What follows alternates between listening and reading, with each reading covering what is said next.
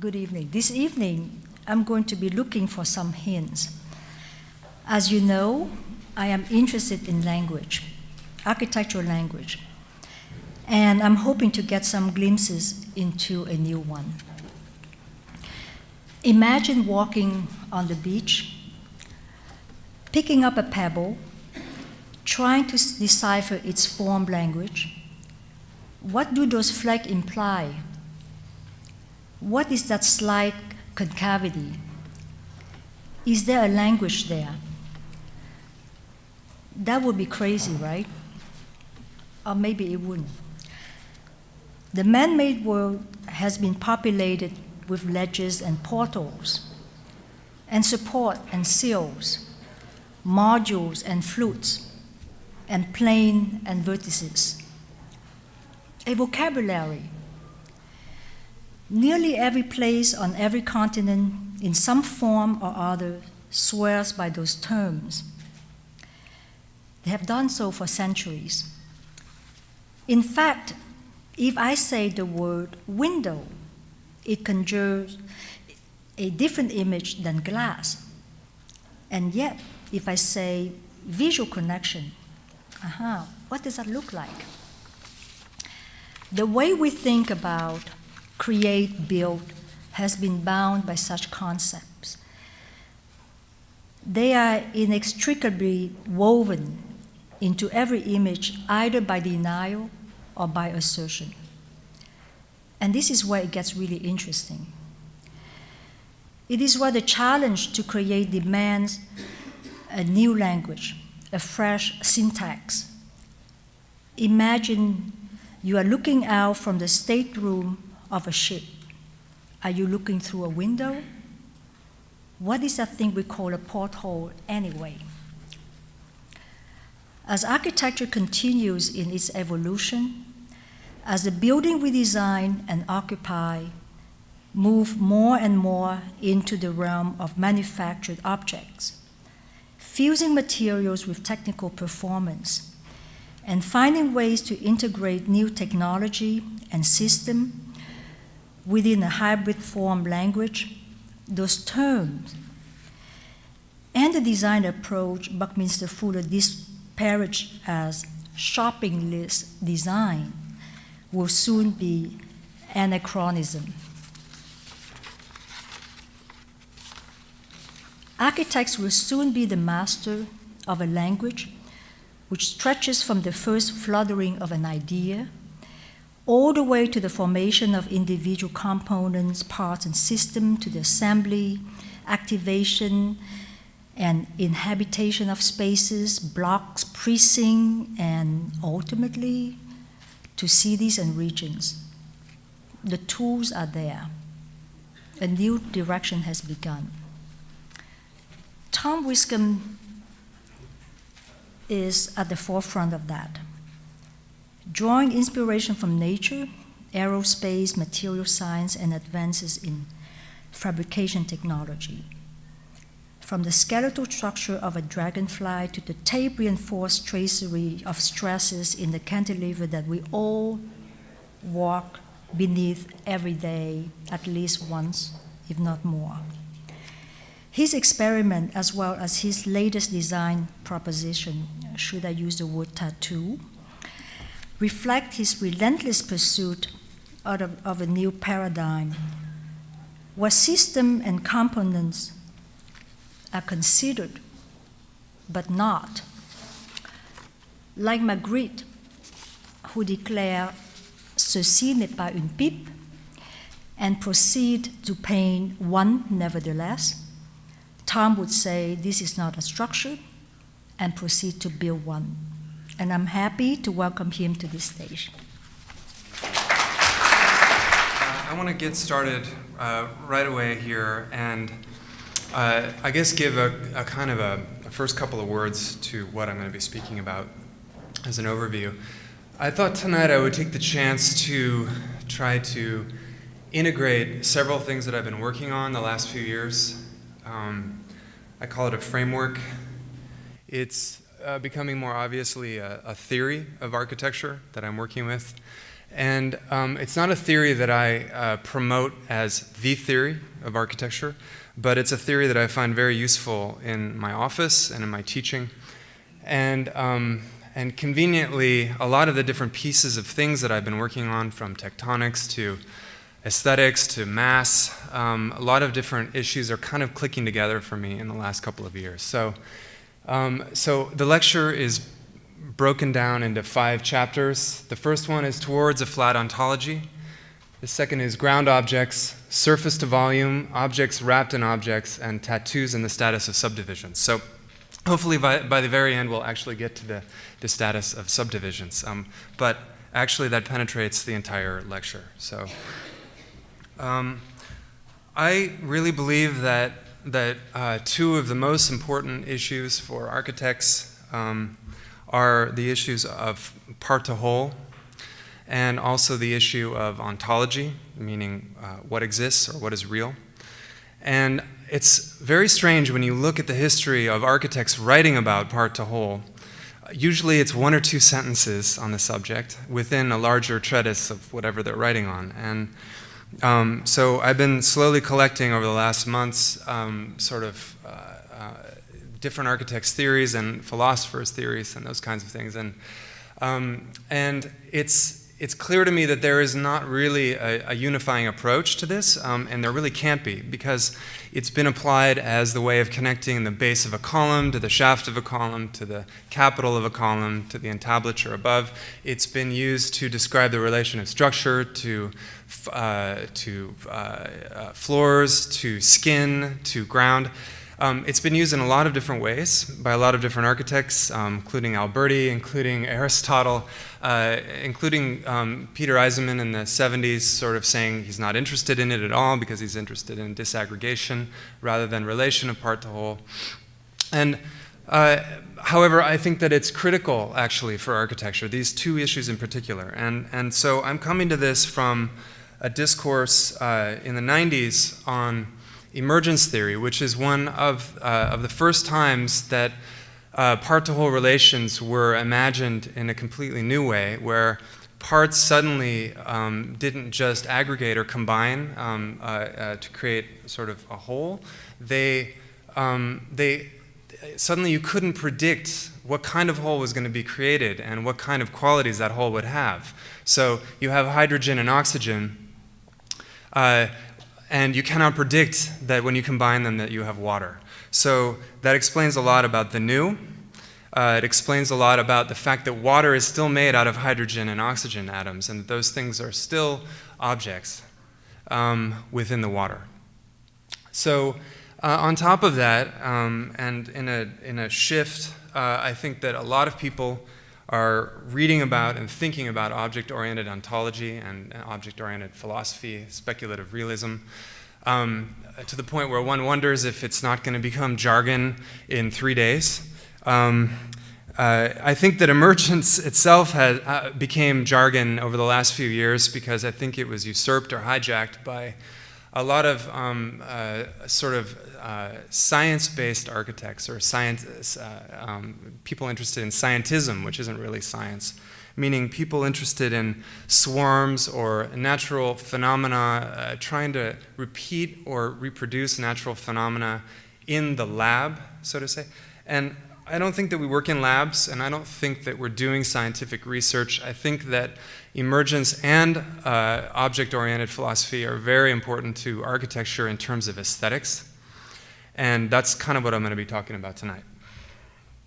So, you know, when I went to school in the 90s, in the early 90s, this was a very big image, particularly the one on the left, which is from Conrad Waddington, however, processed through Sanford Quinter in his Landscapes of Change. And I'm sure a lot of people in this room are familiar with this image. It basically is showing a kind of puppetry, or the idea that everything that we see, everything that's extended in reality, is in fact underwritten by intensive forces. And that was itself underwritten by a lot of people reading Deleuze at the time and being interested in the flat plateau from 1,000 Plateaus from Gilles Deleuze, which I'm also very interested in. But what it created was a kind of idea that everything that is real, or everything that exists, is actually a bundle of relations, and that bundle is basically constitutes objects. So in other words, everything in the world is being puppeted by something deep underneath it. And we were lucky enough the other day to hear it from the source, from Graham Harman here at the same podium, which was really exciting, I know, for my students and for me to hear. But the idea that the architectural object is a result of contingencies is what comes out of that kind of theory. So another idea is that an object is fully formed and exceeds its relations or its context. The object is highly specific but elusive. And I'm showing these images because these are both things that are sort of launching off of or being identifiable out of the field. In the case of the leopard, identifiable out of the steppe as something very peculiar and particular that exceeds the steppe. And the same with the SR-71. So the idea is that being comes in chunks. So the orca. This image is just weird. I don't know if it's a toy. I don't know what scale it's at. I could talk about this thing as Darwin might talk about it in terms of its fitness for its environment and the fake large eyes and all the other things. But at the end of the day, I think that it has something to it that is indescribable and quite mysterious. And again, I can't, when I look at it, I don't quite know what's going on, but I know that it exceeds the sum of the foam all around it, of its context. So if we think about this theory of objects versus conventional part-to-whole relations, and here's a diagram. I have to have a diagram. Oh, thank you, Stephanie. Parts creating a whole. In some theories, the whole exceeds the parts to the extent that you can't identify the parts any further. However, when you start to think about objects, you have objects being contained by another object. So in other words, these are all similar. In other words, you can be a component of a thing and still be a new thing. This is kind of an amazing and vexing idea, actually. It doesn't make immediate rational sense, but it does make sense for me in terms of the organization of architecture. And it also has everything to do with the idea that subdivisions are not real. So what I'm saying is that you cannot break a whole back into parts, but that everything is a part. Again from Graham, the idea that the universe is basically made of objects wrapped in objects. And I love this scene from 2001 where Dave is trying to figure out the constitution of the monolith, and he says, "My God, it's full of stars." So here's some of my own lexicon, and I'm known for, kind of in my office at least, for making up words, and it's very important to me to have the right word for the topic. And a lot of words are not up to the task. So the SAC, this is a word that we all understand, and everyone's heard.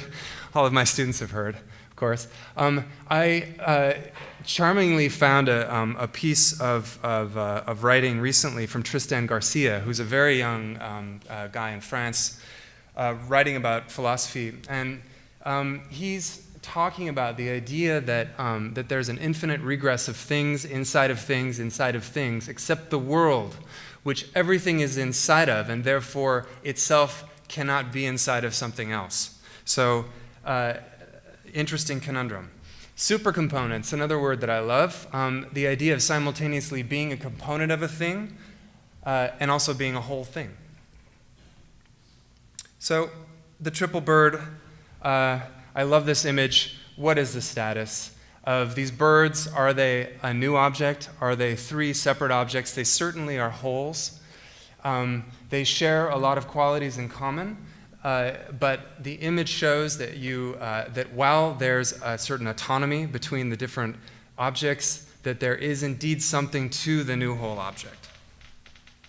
So I want to talk about architecture here, and this is not a philosophy lecture, and I'm not capable really of doing a lecture on philosophy, and I wouldn't want to. I'm an architect, and I do, however, consider a lot of this work from object-oriented ontology to be a huge irritation for architecture, which Graham also talked about, which is a really productive irritation. And I think that a lot of people here would agree with that. So towards a flat ontology of architecture, what does that mean? It basically means that we're going to be talking about discrete objects over continuums. And in architecture, what that means for me is that we're dealing with buildings that are terminals and less conduits. So buildings that are reifications of flows, buildings that are tunnels or worms or otherwise extensions of vectors or flow fields. Not that, but a terminal, end of the road. Flattening of vertical formal orders, where you treat massing, ground, interior, and articulation equally but differently. Mystery, not semiotics, where you deal with the internal resonance of the object versus the sign, and the sign of nothing. So context is a construct, not an essence. Ground objects versus world. Subdivisions are false, tattoos versus panels. So I'm going to be covering these issues over the course of the other chapters. And here's, this is the first of many hand drawings that I'm actually going to show tonight, which basically shows a vertical hierarchy of the understanding of architecture where one might conceivably start with massing, deal then with the interior, then with articulation or ornament or whatever you'd like to call it, and then deal with the ground or in some other order but on a vertical hierarchy, meaning that one thing begets another, meaning that you cannot develop or identify one thing without having done the other ones first. On a flat ontological horizontal plane, everything is equivalent, treated equivalently. The mass is independent from the interior, which is independent from the articulation, which is independent from the ground, and everything needs to be treated, again, not the same. This is not in order to homogenize things, differently yet equally. Another way to say this is that in subdivision thinking, we can subdivide a shape, whereas, and something I'm going to talk about tonight is the idea of an object in an object, where there's no subdivision. In fact, there's a whole object inside of another object. Or in the case of dealing with skins, which Ming brought up, subdivision thinking allows us to talk about meshes and panels and theorize that, which many have done. And I'm going to talk about objects on objects or shoved into objects, which are tattoos, basically, and I think constitute a different paradigm, which is also related to the part-to-whole paradigm. So these are what I call models. Models sometimes precede a design in the office. Sometimes they come after as a kind of extracted part of a design. Other times they're just a piece that we made and we never figured out what to do with it in a design.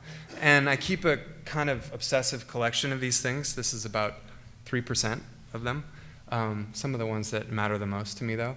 And the difference, I guess, what these things are, I wouldn't even call these objects necessarily. What these are, what models are, to me, are a way of usually entering a project or understanding a project. And so these are not diagrams in the sense of being reductive in any way. They have formal potential and also organizational potential for architecture. They're not neither nor, neither or. They're both. And that's how we use them. I show them because I'll be showing more tonight. So ground objects.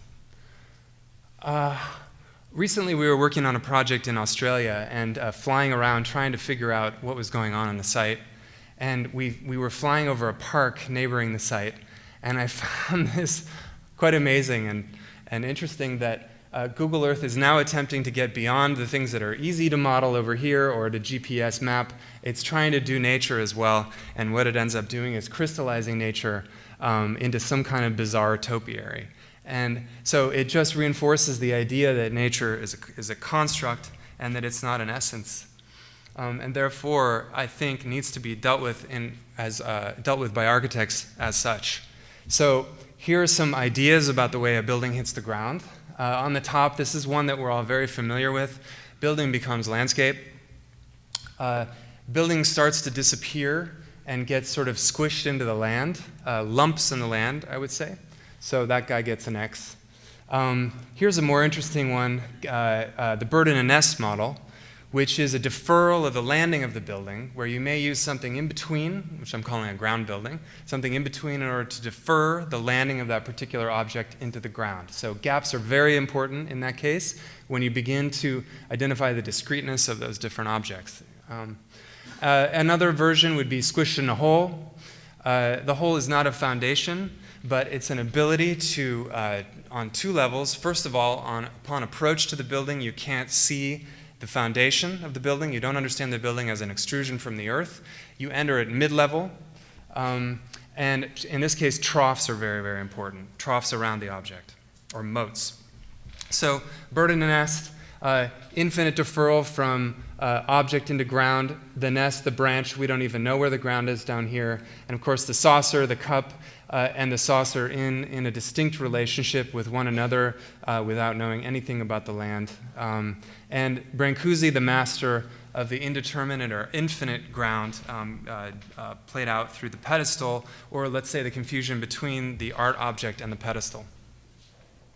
So the Whitney and the Ledoux are great examples of one strategy of deferral, which I call nestling, where you get discreteness of the object, first of all, sitting on a very small area, or maybe undercutting of the object, nestled into a hole rather than extruded from the earth, and then, of course, leaping into another world by entering at mid-level, which I think is very interesting.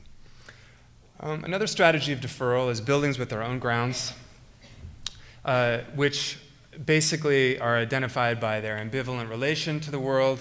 However, I would say in this case, one interest would be in avoiding the modern trope of lifting the mass up in order for nature to flow underneath, which of course it doesn't do very happily anyway in the dark. So semi-autonomy of an object from its context or from the world is an aim here. This is, by the way, a ground effect vehicle from Russia, 1989.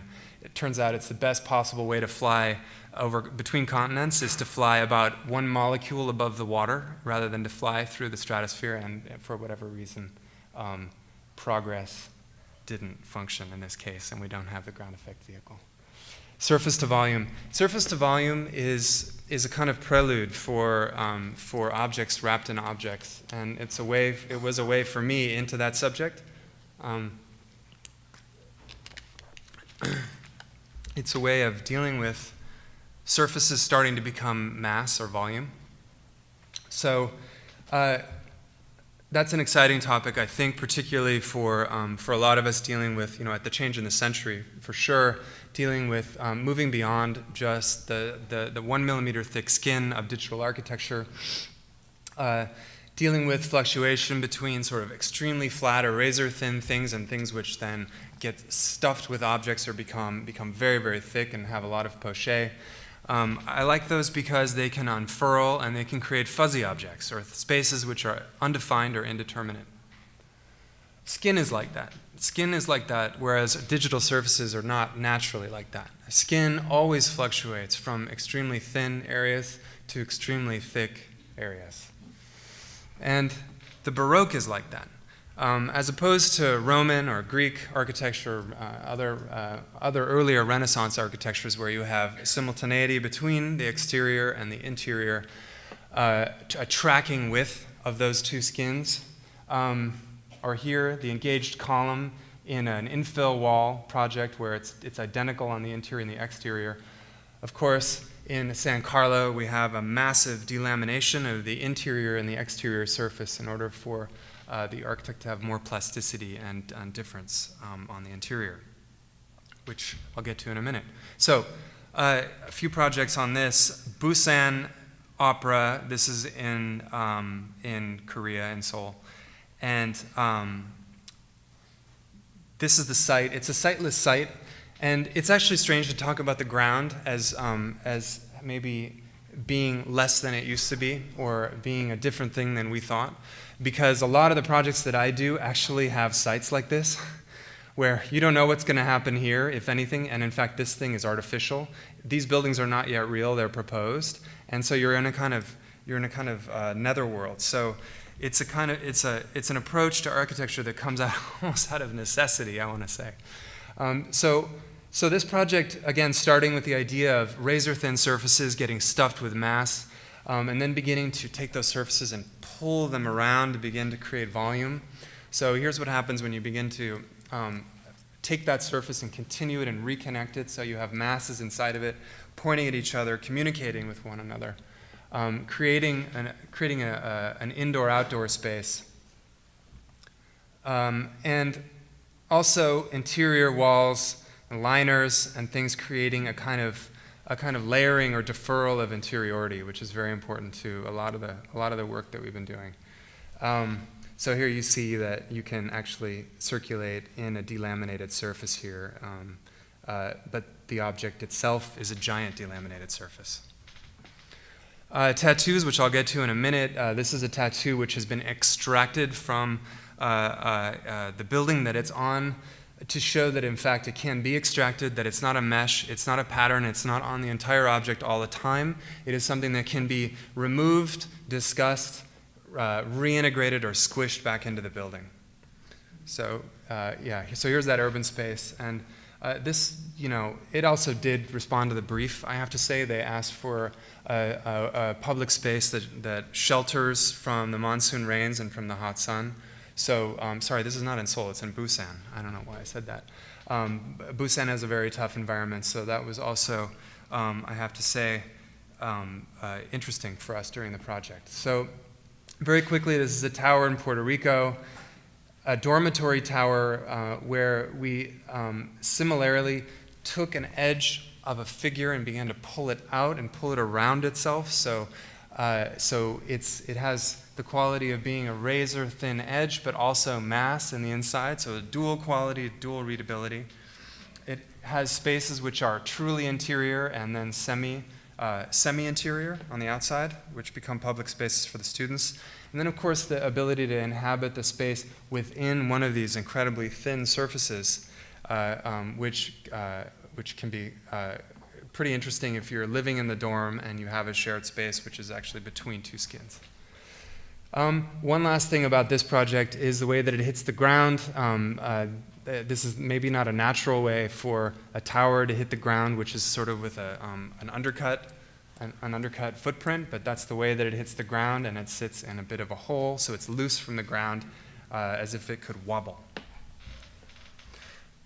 This is a project for a sports arena that I did as a very small part of Tom Main's initiative to basically to make a joint venture for the Chinese University of Hong Kong with a group including Max Goggin and Brandon McFarlane, Margaret Griffin and John Enright, Neil Denari, and myself, which was very fun and a really interesting model of practice, I have to say, a way for architects to not be islands but to come together, which I enjoyed very much, and I was very thankful for the opportunity. So I did one of the anchor buildings at the end of the site, which was the arena, multifunctional arena, which is also the first building that you see when you drive there from Shenzhen. And this project, too, beginning to pull surfaces off of mass. So not starting from surface this time and stuffing it with mass, but actually starting with mass and pulling surfaces off. And beginning to deal with the idea of drawing out the experience of entry and the sort of interior. When is it, in fact, that you're inside the building? The building also is in two parts. Strangely, it was a conundrum, honestly.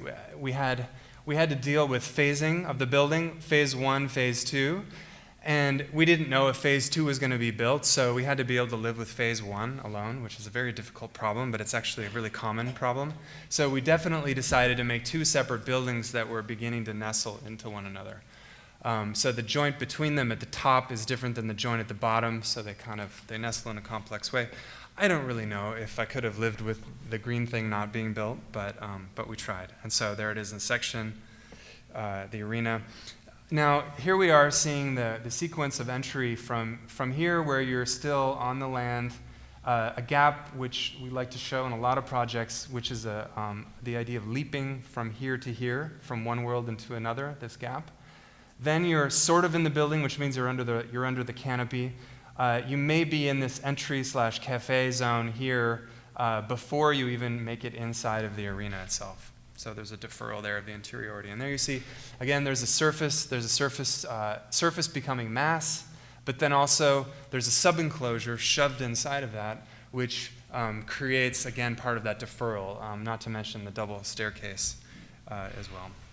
So, and I'd also like to say the demeanor of this object in relationship to its ground is very important. The trough that we built around it, and also the fact that it comes with its own ground, was critical for the project.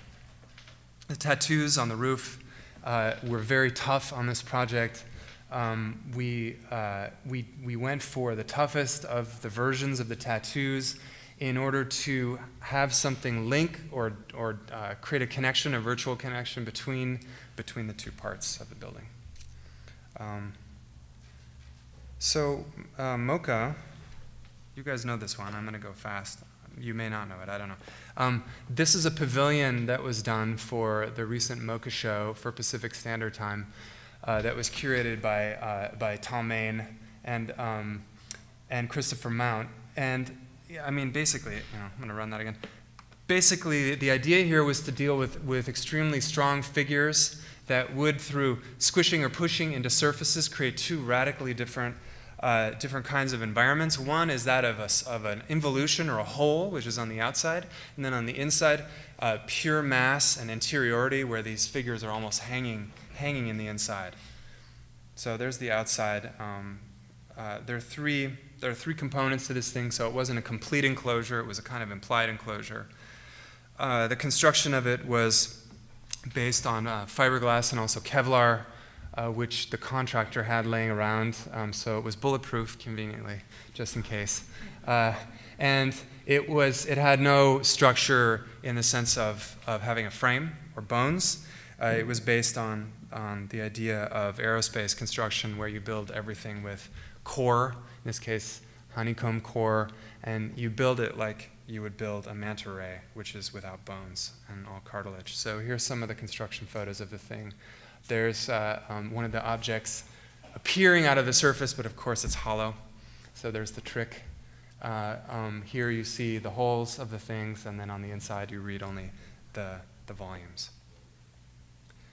So objects wrapped in objects, aka figures in a sack. So I'm just going to go through these. Distinction of objects and simultaneity of inner and outer silhouettes are very important the minute you put something inside of something else. And in particular, I've been interested in a new plasticity of those kinds of relationships. So it's not the incongruous object inside of a box, but it's a more intimate and kind of empathetic relationship between what's inside and what's outside, the container and the contained. Shifting between tight and loose fit enclosures, which is not the Russian doll. So these guys are interesting because of sort of infinite regress of interiority, but they're also isomorphic, so one inside of the other, but they're all the same. And of course, this idea of deferred interiority that I've already been talking about. So this is a figure in a sack made by a SCI-Arc student for me. Last summer for the SCI-Arc Pavilion project, which was a competition for the grad pavilion, actually. So, could have been this instead of Marcella. I like Marcella's project. Sorry, it could have been that. And of course, what's interesting here is, well, there's a few things I could go on, but one of the things that I like, of course, is that at the beginning you don't really know it's an undefined enclosure, but then the minute these interior things start to push on it, you begin to wonder, what's the extent of those objects? What is the interior silhouette? And by the way, what are these things on the top of it? These reflections, which come back later. Now, I want to say that this interest is definitely related to the sectional object problem, and that is a problem that I've been interested in since the beginning, since '93, when Jeff wrote Towards a New Architecture in Folding and Architecture, which was a big deal for me. I was still in undergrad school. And also, during the 90s, a lot of the buildings that I was looking at myself and also staring at myself for many years, the UFA cinema. Now, I have decided to kind of take these apart in a more serious way. They're more than just influences, they're becoming sort of part of the theory here. And so I'd like to say that the two sides of this thing are the figure in the sack model and the implied outer shell model. The figure in the sack, of course, the Tokyo Opera, an amazing project from '86, not the 90s. Everyone has to remember the year, very important. Great project. There's a very early active relationship here between enclosed and enclosure, very interesting. Jean Nouvel with Philip Stark. And also the possibility of an inner liner, which I'll show you in a second. There's the UFA cinema, which is, I call an aquarium. It's still figures or objects inside of other objects, but they're all quite visible through a transparent shell. But other things are also visible. A lot of structure is visible. Also the express circulation on the interior, quite interesting. And then the other projects, one of my favorite buildings, the Heidi Weber Museum, which is also known as the Centre Le Corbusier, where you have objects under a canopy, and then of course Bernard Tschumy's La Frenoise, which is a similar kind of setup where he begins to again express circulation in the sense of events, both implied outer shells, meaning not complete. So, this is what happens when you begin to look at architecture. You go back, like a close reading of architecture that you love. You go back and try to find the original drawings to really figure out what was going on, and were there things in there that maybe maybe didn't get realized, or other possibilities. And I find this drawing very interesting from Jean Nouvel. This is the competition entry section for the Tokyo Opera. I have to say it was drawn by somebody who wanted to have the inner liner come around and go around the entire, and we don't know if it's Jean Nouvel or somebody who works for him, go all the way around and then begin to wrap these objects, where some of them are looser, but this one, in fact, is actually squished between two surfaces. So it's quite interesting, and it's quite different than the physical model that we're familiar with.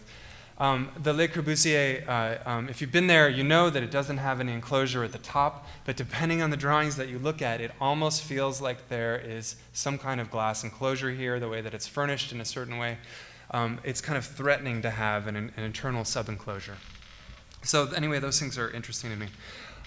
The figure in a sack, so one of the things, again, is the mysterious fall-off conditions in the figure in a sack. There's the idea of the aquarium, where you can simultaneously read the silhouette of the outer object and the inner object.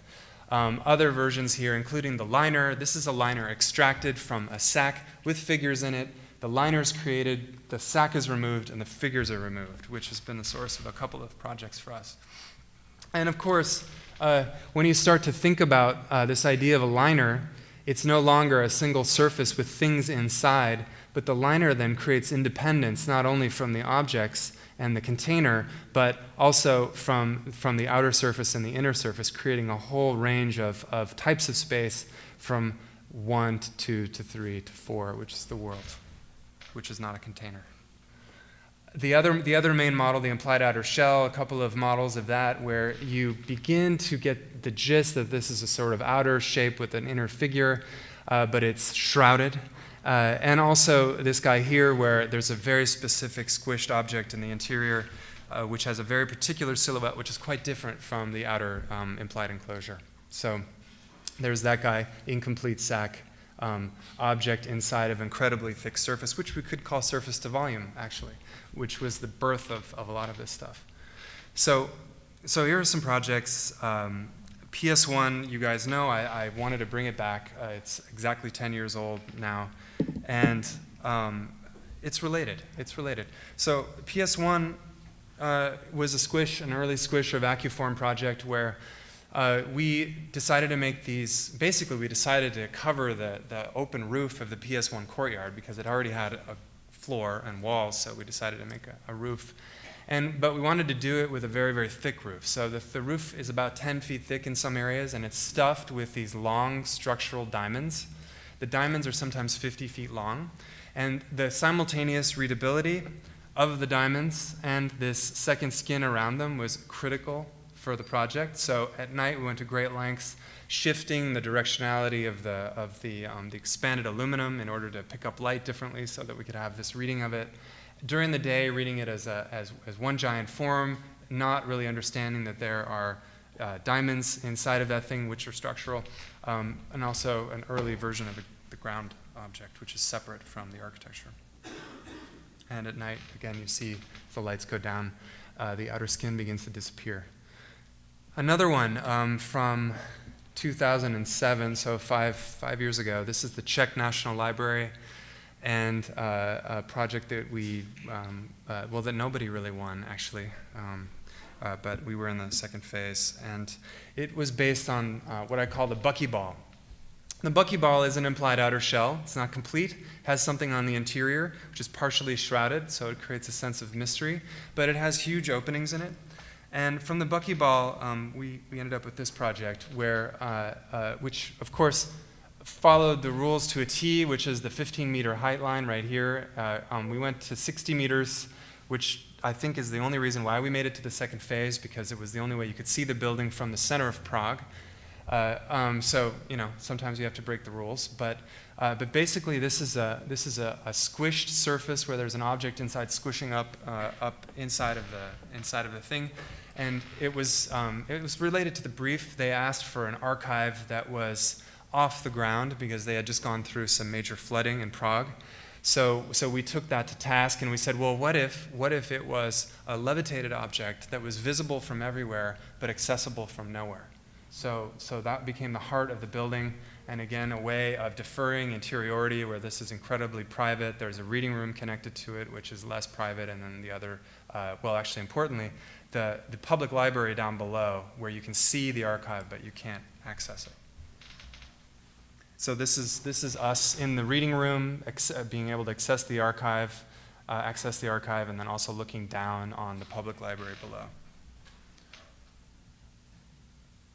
The Pop Music Center competition, which I know many faculty did here a couple of years ago, which I just want to show very quickly. It's quite old, but it was a true SAC project.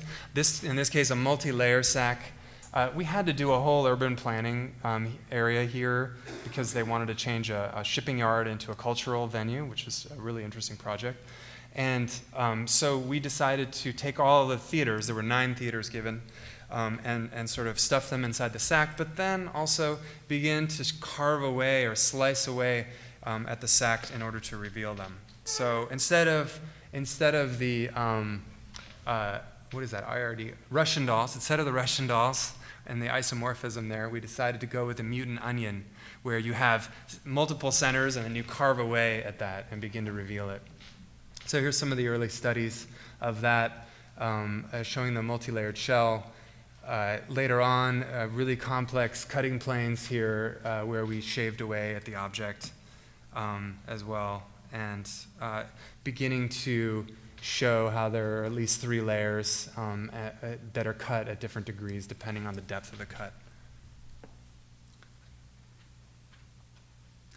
A thing done for the Venice Biennale last year, I showed for one reason only, and I'll get there in one second. This is it's a SAC project. This is the liner for it, and I guess interestingly enough is when you start with a SAC, you push a figure into it, and then you build the liner, and then you throw away the SAC.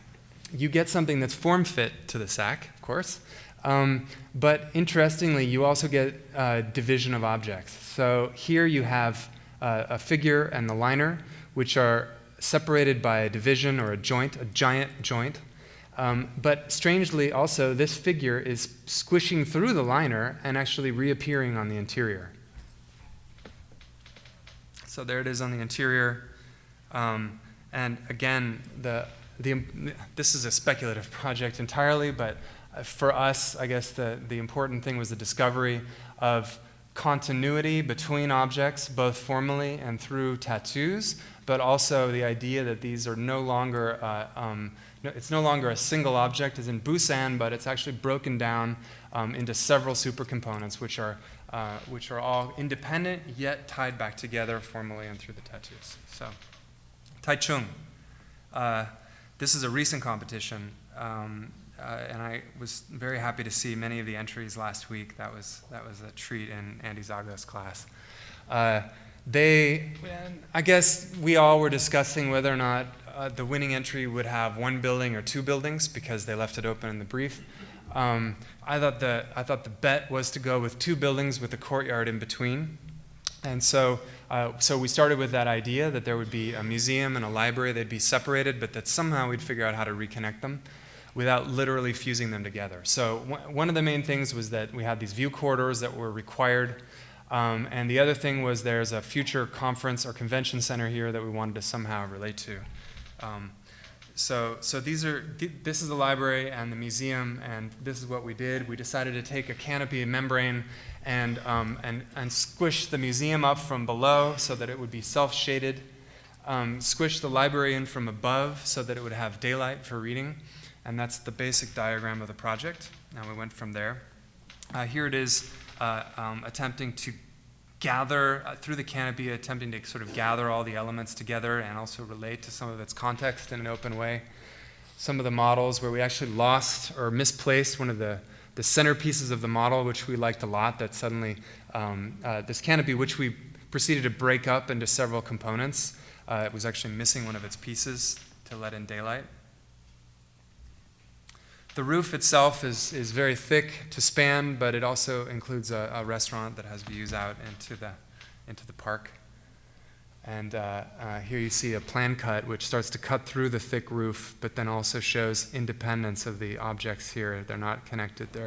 There's a gap. This is a model of the negative space between the canopy and the objects. Here in the museum, it's at the top, and in the library, it's at the bottom.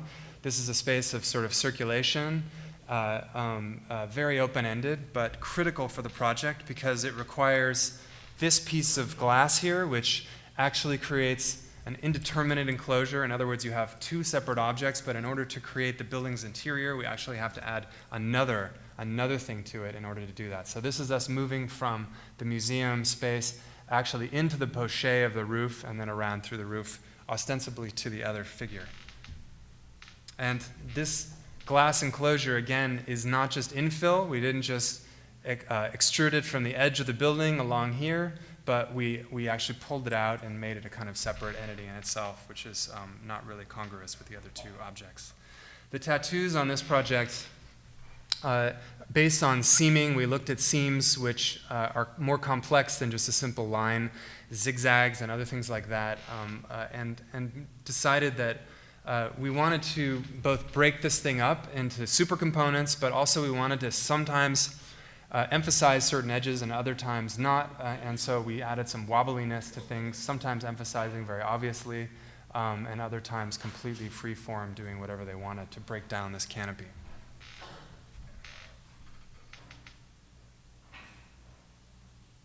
And here are all the pieces of the building. What you think at first is a monolithic canopy object is in fact a whole bunch of separate pieces. So, the Collider Activity Center. This is playing off of the Pop Music Center where there's a multi-layered sack which is being cut away in certain ways. This guy is dealing with embedded crystal forms rather than those sort of soft forms that we were dealing with earlier. There's some of the crystals that we're using, this squishing of the crystal in the interior. Some of the layers where, again, it's like the mutant onion where some of them are expressed on the outside, other ones are pushing inside in different ways. So it's not just a thing and a thing and a thing. The ground object in this project starting to take on some of the features of the building object. In this case, mostly creating a new ground for the object, like a pedestal. And here it is in section, a kind of tougher section of it showing the interior, some of the objects squishing out. And here you're starting to see the kind of strange simultaneity of the interior, of the interior silhouettes of objects at the same time as you see some of the exterior silhouettes. The tattoos, in this case, and I'll give a definition of the tattoos in a moment, but this is a good moment of a tattoo when it breaks away from pattern or mesh and starts to become its own figure, almost like an object, rather than a way of dealing with a whole surface. So there's the interior and the final view. And here's a project that you may not have seen. See what time it is. You may not have seen. It's this is the new Rochelle housing project. It was a competition from this summer, and it's definitely a weird one. We're still trying to come to terms with it in the office, figure out where it stands in all of this. But we decided that housing was something that requires you to deal with aperture, as opposed to arenas, museums, and a lot of the other projects that we've done. So we wanted to do it for that reason. We wanted to deal with housing, the relentlessness of sort of the horizontal plane, but also aperture. And so we took on this idea of putting a ziggurat inside, obviously, putting a ziggurat inside of the sack and a crystal inside of the sack to see where that would take us. And we started making some hybrid objects which have some stepping or zigguratting to them, as well as some sort of more three-dimensional crystal forms as a form language. And we created these three housing buildings which have different features, from puncture windows to perforated areas to holes which don't actually have to do with apertures of the units, but actually relate to internal semi-public space. So here's the model for the thing, that the outer skin of each object can become loose fit. It can become very tight fit here as well, across the zigguratting. Or it can even chop off some of this stuff. So it does that in a few locations. Here you can see it actually chopping off what is in a shared interior space for this housing unit, and some of those other pieces that get chopped off. So again, you have this deferred interiority from the housing blocks, which are quite tough, to in-between space between the sack and the blocks, to a semi-private space in here, and 2 courtyards between 3 buildings, and then, of course, the world. So some more close-up shots of that, where we have a tattoo system here, where there's loose line work loosely relating to some of these holes in it, which can branch off and create areas of perf where we want to have some views out, but other ways where we're literally using punch windows to start to open up the mass, which is quite difficult, actually, to retain the qualities of mass and punch it open. So.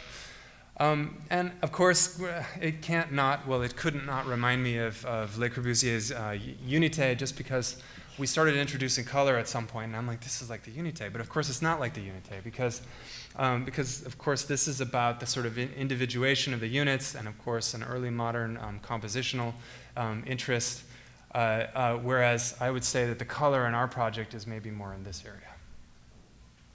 So here's an interior of one of those shared spaces that is, again, it's kind of inside of the housing. It's a space of excess that is not necessarily required, but it's a shared space that everyone has to go through in order to circulate up into their units. And on the ground in this project, we took, rather than just saying that there are 3 figures in the project, we said there are actually 5. So it's FFFFF. Ground figures included, which are squished figures, which are embedded in the ground. So when you're on one of the courtyards between the other objects, you actually know that you're in a new space. You're not just on a continuum of land. So there's one of those courtyards, looking back at the city of New Rochelle, splitting the metaseams and the perf and the interior object, and there you go. So good. So we're at the last section here. Maybe we can get to the status of subdivisions. So the tattoos. I want to explain what they are, and a lot of my students know what they are, but I see them around, and I just want to say sort of what they are and maybe what they're not. I think it's really important for me to get beyond the word ornament. I think it's also been jargonized, if that's even a word. Maybe that's jargon. And it's sort of meaningless at this point for me, so I'm not that interested in ornament. And I thought Jeff Kipnis said it really well in The Cunning of Cosmetics, his piece of writing, that ornament is sort of like hanging off of architecture. It's not really embedded in it, it's not really attached, it's not really part of it, it's sort of hanging off, and so I don't think that's a tattoo. Supergraphics, I'm also not that interested in. Supergraphics float on top of a surface. They're not fully embedded in it, whereas a tattoo is something that's indelible, it's scarified, or it's deep, it's even underneath the outer superficial layer of skin. Tattoos also point to this idea of free-form figuration, where, even on the human body, tattoo is not necessarily a pattern that goes over the whole body, although I just talked to a student who actually pretty much has that about an hour ago. It can also be a kind of stamped object, a thing on top of a thing, or a thing embedded inside of a thing. And I think that's much more contemporary and interesting than the idea of subdividing surfaces into panels or meshes, which again has been theorized and spoken about by many in the last 10 years. And one other thing too about tattoos, the minute you work with tattoos, you realize that they create very strange scale effects to objects. In other words, if you exceed the panel and those limits of, let's say, metal or mineral materials, suddenly the building, it's hard to tell. It's like the orca that I showed at the beginning. It's hard to tell what the exact scale is supposed to be. And I like that ambiguity. So yeah, again, the tattoos instead of the mesh. Now, fish, tracking and deviating on the left, this is the mandarin fish. I love animals because of all of the strangeness that goes on in them, not because of the evolutionary processes necessarily in the animals, but because of the things. I was recently in Australia, and I love to talk about Australian animals because they have all the same features of mainland animals, but they're all wrong. They're in the wrong combinations, like the duckbill platypus or the bilby. But these particular guys, the mandarin fish, okay, so it's, and I'll just call them tattoos loosely. It's tattoos on its tail. We understand that. There's tracking with structure here. There's cartilage in the case of the tail. So we understand this. It's known. But this is a much more interesting area of the fish where we don't really know, and even biologists will tell you that they don't really know the source of things like this, where there's complete free-form figuration on the fish, some of these other strange things. They'll always say it's to ward off predators or it's camouflage. No one really knows, but I find it incredibly exciting that you could have one silhouette of the fish and then different silhouettes of the tattoos, and they can exist simultaneously. On this guy, even more so. Now, this is, of course, a genetically engineered fish. I think it's called a flower horn fish. I don't know how you engineer a fish to get it to have Chinese letters embossed on it, but I want one. This is amazing. They also actually hybridize this thing too, which I don't like as much as this, but it's amazing. And again, the readability of both at the same time. It works somehow. It works. They're quite different, but it works. So we know all about this, and we know all about this. This is new.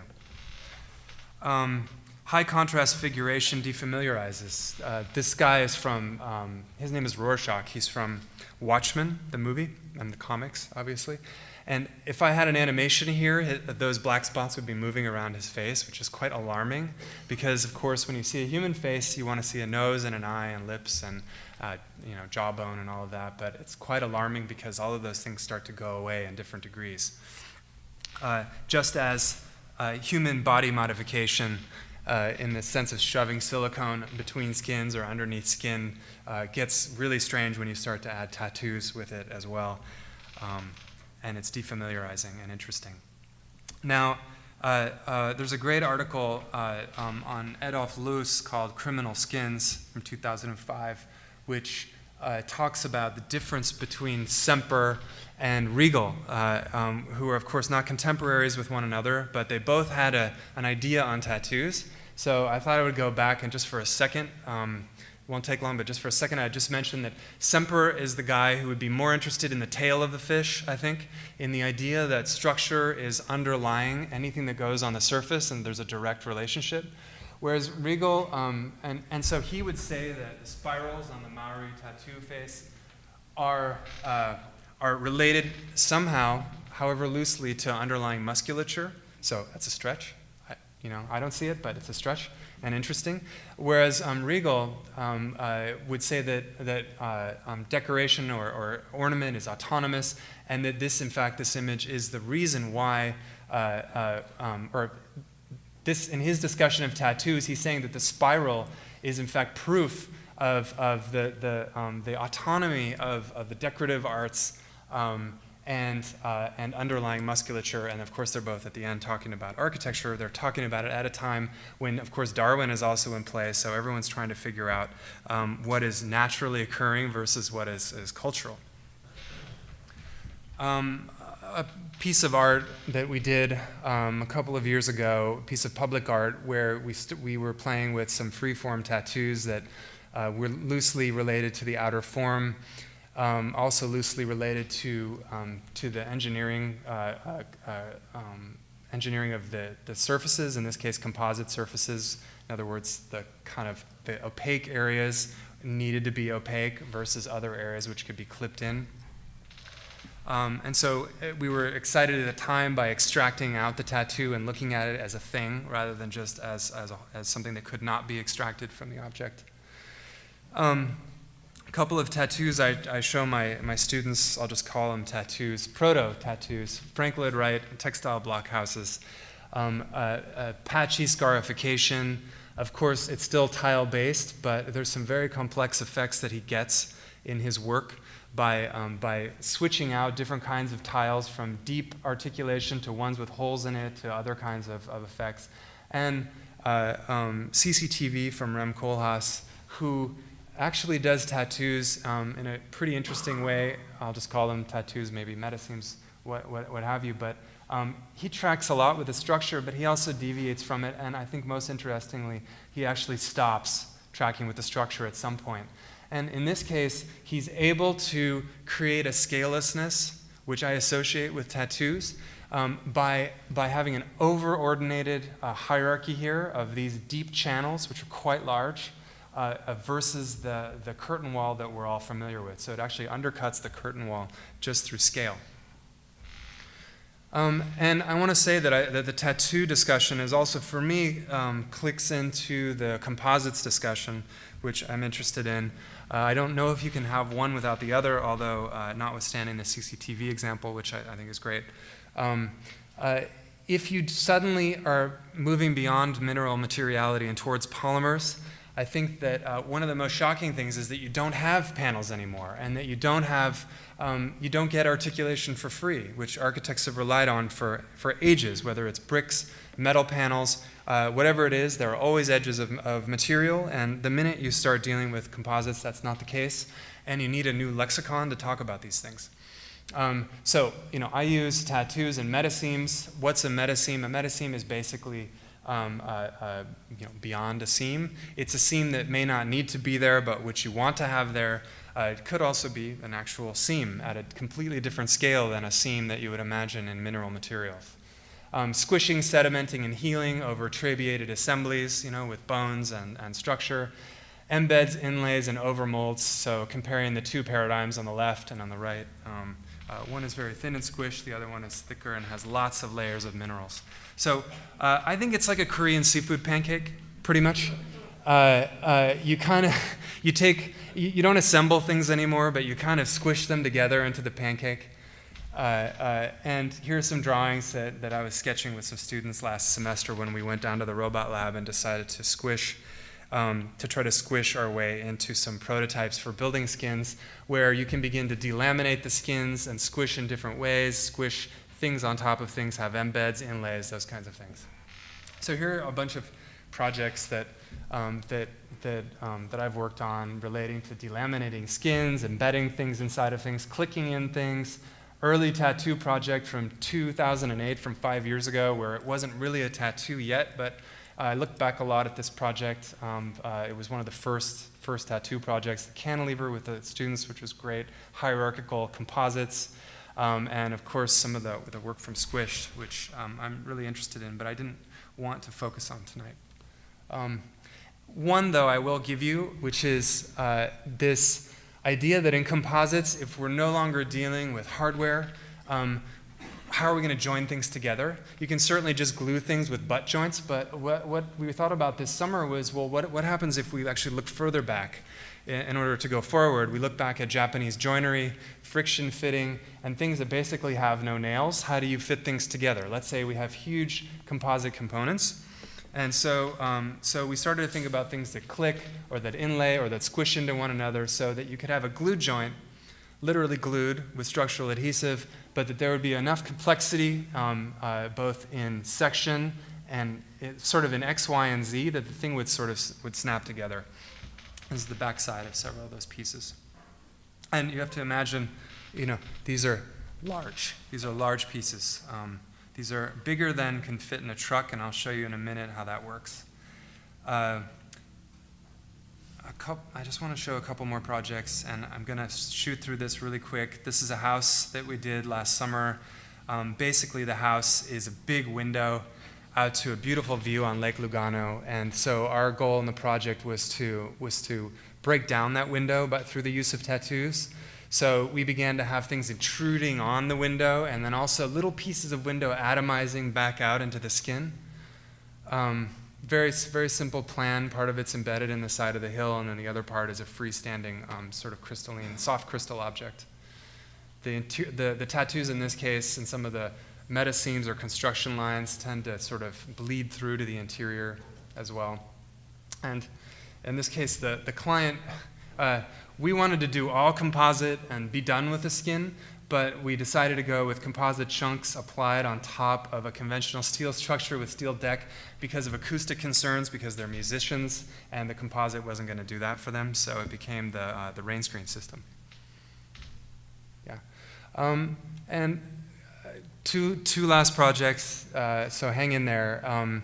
This is a project that we did for, it's kind of a master planning urban project, actually, in Adelaide, Australia, where there's an old hospital from the 70s there, and they asked for ideas for what to do with that space once they tore the hospitals down. And so instead of creating a campus, which is I think what they expected, a campus on a landscape, we decided to propose a large building, which we then proceeded to kind of hollow out. So here's the site, bordering on a park, some of the existing buildings to keep, and sort of at the city edge. So we did some comparisons to internal urban spaces that we know, Piazza San Marco, and also the Museumsquartier from Vienna, to get a feeling for what's the right size of negative space for an eternal urban space, so that this could become a city object. And we also did some, in order to get the mass, we did a lot of what I call diamond cutting, where we sometimes sliced off the top, off the sides, but importantly, we did undercutting and sliced off the bottom, so the thing is sitting on quite a small footprint.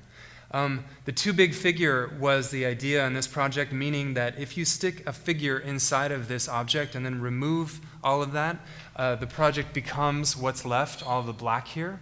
So it becomes basically poché, all of the functional spaces of the project. So this is us, this is what I call the missing middle. If you have a missing middle, then all you have left is skin of variable thickness. So here's the project. It has some cuts also, which are just opening up to the outside. Other cuts are hollowing out the interior, so it's an empty object. The interior. Shading, which is kind of convenient.